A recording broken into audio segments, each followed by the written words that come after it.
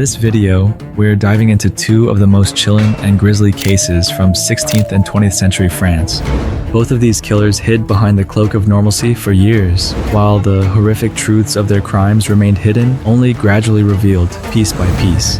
But once the extent of their brutality was finally uncovered, it shocked the nation at the time and continues to horrify us to this day. As we explore these cases, please be warned, while the details may be brief, they're deeply unsettling.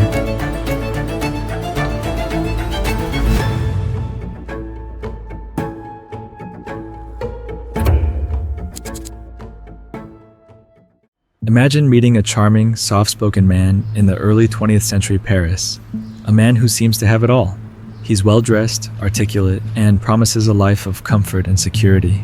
You might be a lonely widow, a war-weary soul looking for love or companionship. But little do you know that behind this gentleman's facade lies a dark, twisted plan. A fate far worse than heartbreak. Born in 1869 in Paris, Henri Désiré Landru seemed, on the surface, like any other boy. He grew up in a lower middle-class family and received a religious education. Yet even as a young man, Landru displayed an unusual intelligence and a knack for persuasion, a skill that would later become his most lethal weapon. Life dealt Henri some hard knocks early on. His family struggled financially, and he often bore the weight of responsibility. Landru was drafted to serve in the military, and after returning, he faced the grim reality of post-war Paris, where jobs were scarce and money was tight. But rather than accepting a modest life, Landru aspired for wealth and control, and he soon realized that society's most vulnerable might just be his path to riches.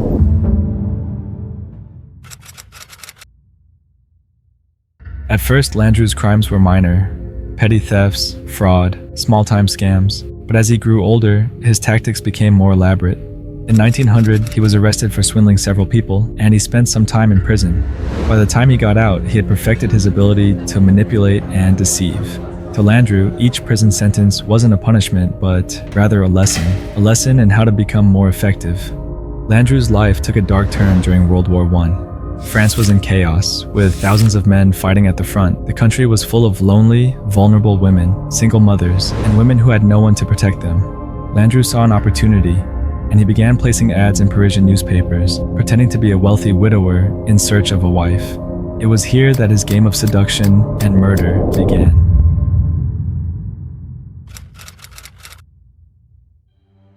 Landru's victims were all unique women who shared something in common. They were looking for companionship and stability in a world that had been turned upside down by war. Many were widows or single women left alone to fend for themselves, and Landru knew how to exploit their loneliness with chilling precision. The scheme was deceptively simple. Landru placed multiple ads in Parisian newspapers, describing himself as a well-off widower or a businessman seeking a serious relationship.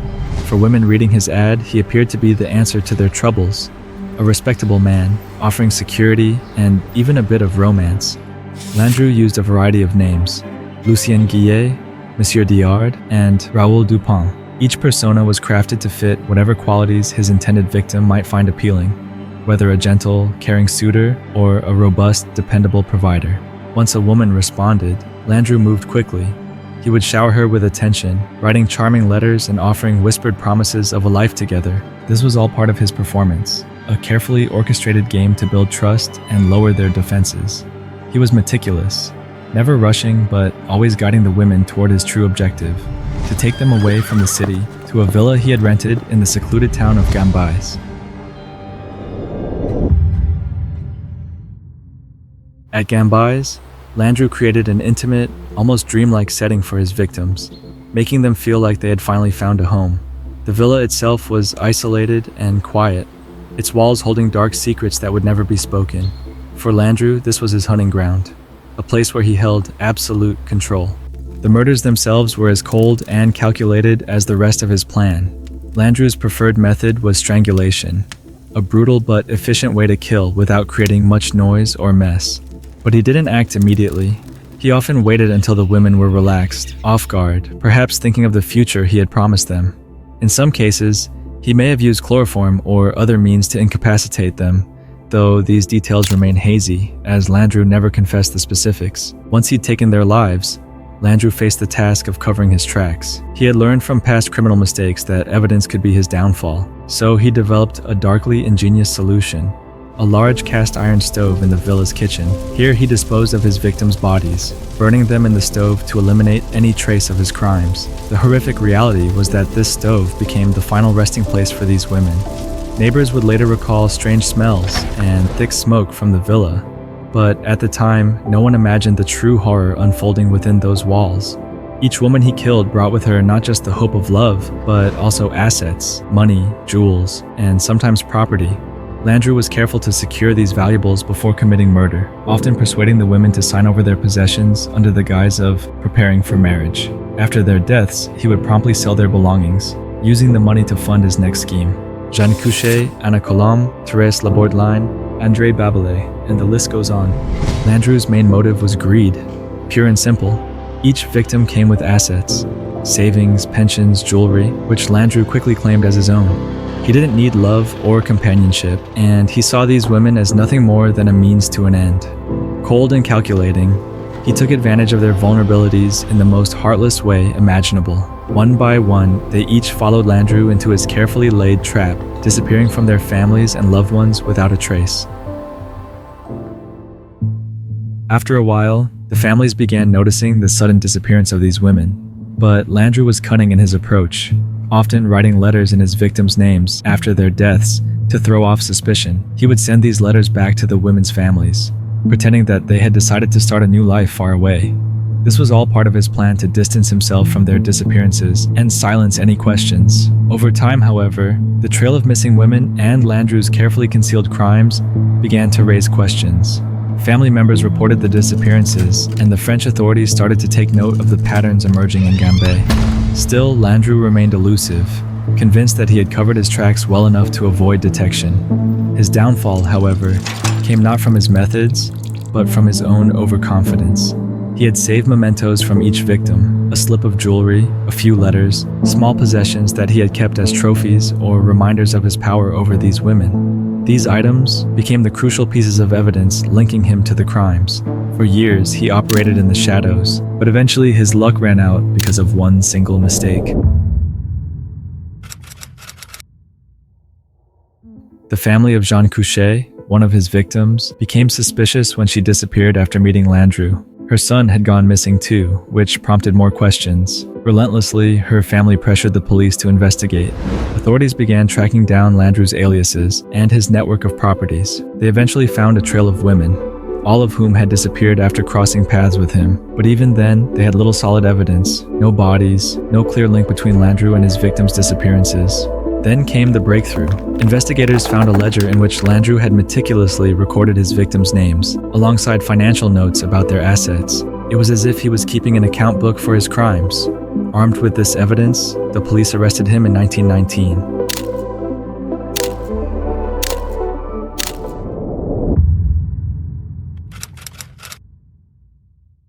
Landru's trial was nothing short of sensational. The courtroom was packed with spectators eager to catch a glimpse of this monstrous man who had prowled the lonely heart's ads for prey. He was defiant, denying everything with an unnerving calm. The prosecution, however, painted him as a calculating predator, detailing each of his victims' stories and exposing the depths of his deception. Despite his denials, the jury found Landru guilty of multiple murders. And in 1922, he was sentenced to death. On February 25th, he faced the guillotine. A fitting end, some might say, for a man who had left such a brutal mark on French history. Landru wasn't the only serial killer that terrified French society. Imagine the dense, shadowy forests of 16th century France, a time when superstition held power over every corner of life. Strange things were happening in the small town of Dole. Rumors whispered of children disappearing, their bodies found torn and mangled in ways no one could explain. Panic gripped the villagers, and soon the whispers became louder. A werewolf was among them. Today we're stepping back into this eerie tale of Gilles Garnier, a man remembered not as an ordinary murderer, but as the Werewolf of Dole. How did he come to be known as such, and what drove him to commit his gruesome crimes?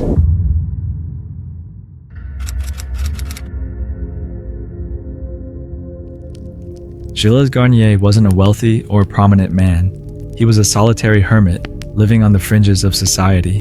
Born sometime in the early 1500s, he spent most of his life in poverty. He rarely ventured into the town of Dole, and when he did, he kept to himself.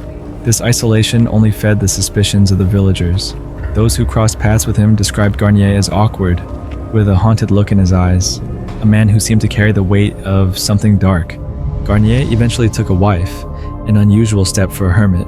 But rather than drawing him back into society, his marriage only seemed to heighten his desperation. Times were hard and food was scarce. Garnier struggled to provide for himself and his new wife, and soon, something in him began to change. He felt an unnatural urge rising within him, a hunger he couldn't ignore. It was during this time that strange events started to unfold. Garnier began to drift down a dark path. Villagers claimed he sought out the help of supernatural forces to ease his struggles. According to legend, Garnier encountered a mysterious figure in the forest, a shadowy being who offered him a way to satisfy his relentless hunger. In return, he would be given an ointment, one that would allow him to transform into a wolf. It's impossible to say whether Garnier believed this story himself, or whether it was a tale spun later by those who feared him, but one thing is certain: his crimes would soon unleash a horror upon the town of Dole that no one would ever forget. In the autumn of 1572, the bodies of young children began to appear in the fields and forests surrounding Dole. The first victim was a young girl, only 10 years old, found brutally mauled, her small body torn apart as though by a wild animal. Villagers were horrified, but at first they believed it was merely a wolf attack. A tragedy, but not uncommon in those dark woods. Then another child disappeared, and another. Each time the bodies showed similar marks of violent attack, as if some beast had ripped into them, but in ways that didn't entirely match a wolf's behavior. Rumors spread that these deaths weren't natural, that something or someone was hunting the children of Dole. The bodies of Garnier's known victims were treated with chilling disregard. They were not only killed, but, disturbingly, they appeared to have been partially devoured. Witnesses said that limbs had been torn off, and sometimes parts of the children were missing entirely. Garnier's confessions would later reveal the horrifying details. Among the names recorded were Perrine, a young girl whom Garnier attacked in a fit of frenzy, strangling her and tearing at her limbs before fleeing into the night. Jean B., an adolescent boy who was found in a field, his body mauled beyond recognition. Another girl was Marguerite P., who fell victim to Garnier in the early winter months. According to his confession, he claimed that he didn't kill out of malice, but rather out of necessity.